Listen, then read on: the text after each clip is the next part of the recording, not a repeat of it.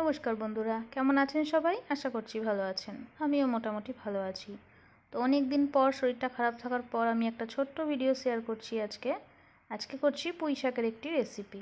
তো চলুন শুরু করা যাক। কড়াইতে সাদা তেল দিয়ে আমি 5 ফোড়ন আর শুকনো লঙ্কা ফোড়ন দিয়ে সামান্য হলুদ দিয়ে দিয়েছি আলু। কেটে রাখা আলুগুলোকে আমি ভালো করে একটু ভেজে নেব, কারণ আলুটা একটু সেদ্ধ হতে দেরি হয়। তারপর ভালো করে ভাজা হয়ে গেলে তার মধ্যে দিয়ে দিলাম কাঁচা লঙ্কা 4টে চেরা। তারপর দিয়ে দিলাম পুঁই শাক আর মিষ্টি কুমড়ো।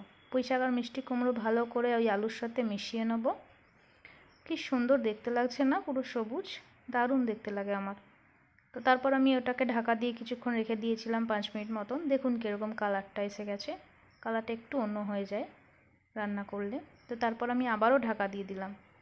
আবার 5 মিনিট ঢাকা দিয়ে সেদ্ধ হতে দেবো। তারপর দিয়ে দিলাম নুন, যে যেরকম নুন খান পরিমাণ মতো নুন দিয়ে। তারপর আমি ওপর থেকে জিরে গুঁড়ো দিয়েছি। আর আপনারা চাইলে, আমি দিচ্ছি এখানে গুড় মিষ্টির জন্য, আপনারা চাইলে চিনি দেবেন। আমি তো চিনিটা খাই না, তাই গুড় দিই সব রান্নাতেই। এভাবেই আমার রান্নাটা তৈরি হয়ে গেল। দেখুন কত সুন্দর আর লোভনীয় হয়েছে দেখতে। সিম্পল একটা রেসিপি। কেমন লেগেছে অবশ্যই আমাকে কমেন্ট করে জানাবেন। খুব সোজাই একটি রেসিপি, আর আমার তো পুঁই শাক খেতে দারুণ লাগে। এটা আমার বাড়ির গাছেরই পুঁই শাক। খুব সুন্দর খেতে। আজকের মতন আসি, দেখা হবে অন্য কোনো ভিডিওর সাথে।